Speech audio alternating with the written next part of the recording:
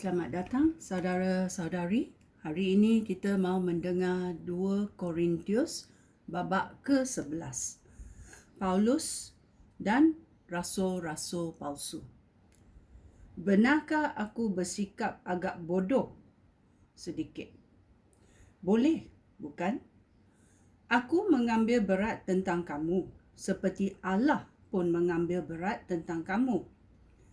Kamu seperti anak dara yang suci, yang sudah aku janjikan untuk dikawinkan dengan seorang sahaja, iaitu Kristus. Aku khawatir fikiran kamu akan dirosakkan sehingga kamu tidak lagi setia kepada Kristus. Hal ini berlaku kepada Hawa yang ditipu oleh kelicikan ulah. Aku lihat betapa relanya kamu menyambut sesiapa sahaja yang datang kepada kamu dan mengkabarkan berita tentang Yesus yang lain. Bukan Yesus yang kami perkenalkan itu. Kami juga menyambut roh dan berita baik yang sama sekali berlainan dengan roh Allah dan berita baik yang kamu terima daripada kami. Aku tahu bahawa aku tidak lebih rendah daripada orang yang kamu anggap sebagai rasul yang istimewa itu. Mungkin aku kurang pandai berkata-kata, tetapi pengetahuan aku tentang berita baik itu dalam. Hal itu sudah kami buktikan kepada kamu pada setiap masa dan dalam segala hal. Semasa aku mengkabarkan berita baik daripada Allah kepada kamu,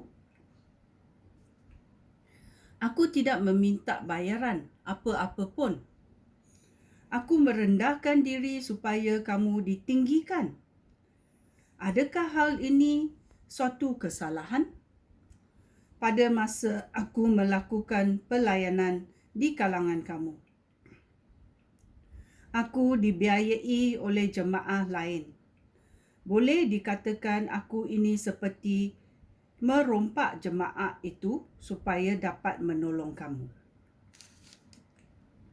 Pada masa itu, aku tidak pernah menyusahkan kamu meskipun aku memerlukan bantuan wang. Segala keperluan aku disediakan oleh saudara-saudara yang datang dari Makedonia, baik dahulu maupun pada masa yang akan datang. Aku tidak akan membebani kamu demi ajaran Kristus yang benar dan yang ada pada aku. Aku berjanji bahawa tidak seorang pun di seluruh negeri Akhaya dapat menghapuskan kebanggaan aku. Adakah aku berkata demikian kerana aku tidak mengasihi kamu? Allah tahu bahawa aku mengasihi kamu. Apa yang aku lakukan sekarang akan aku lakukan terus-menerus supaya rasul-rasul yang lain itu tidak mempunyai alasan untuk berbangga dan berkata bahawa mereka bekerja seperti kami. Mereka rasul palsu. Mereka berdusta tentang kerja mereka dan mereka menyamar seperti rasul Kristus. Hal itu tidak menghairankan. Iblis pun menyamar seperti malaikat yang gilang gemilang. Oleh itu, tidaklah menghairankan jika hamba-hamba iblis menyamar seperti hamba yang melakukan kehendak Allah. Akhirnya, mereka akan menerima balasan yang setimpal dengan semua perbuatan mereka. Penderitaan Paulus sebagai rasul. Biarlah aku ulangi hal ini sekali lagi. Janganlah sesiapa pun menganggap aku bodoh.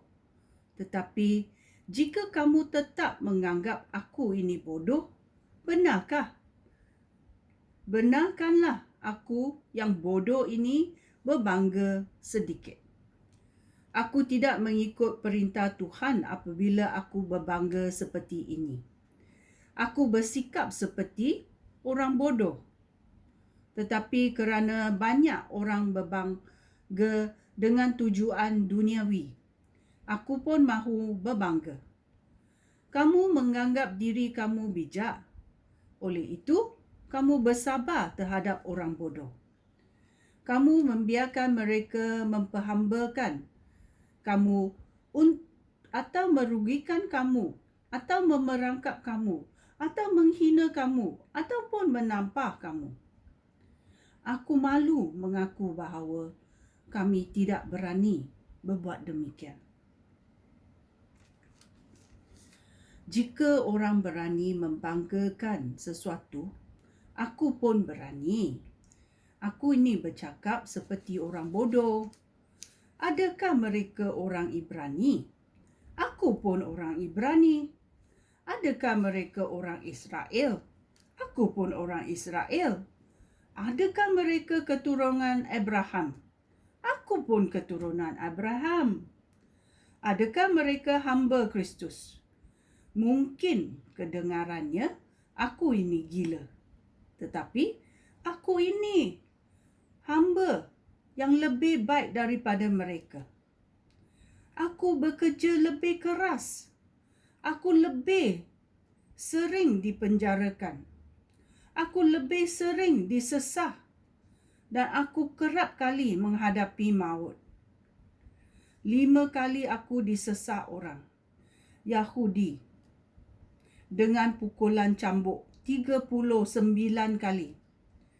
3 kali aku disesat orang Roma dan pernah direjam 1 kali. 3 kali aku mengalami nahas kapal karam dan 1 kali aku terapung-apung di laut selama 24 jam. Aku sering berpergian dan dalam perjalanan. Aku pernah menghadapi bahaya banjir dan perompak. Bahaya daripada orang Yahudi dan orang bukan Yahudi. Bahaya di dalam bandar maupun di gurun. Bahaya di laut dan bahaya daripada orang yang berpura-pura menjadi pengikut Yesus Kristus. Aku bekerja mati-matian. Kerap kali tidak makan, tidak minum dan tidak tidur. Lapar, kesejukan kerana kurang pakaian dan tidak mempunyai tempat tinggal. Di samping kesusahan yang lain, setiap hari aku mengkhawatirkan keadaan jemaah di semua tempat.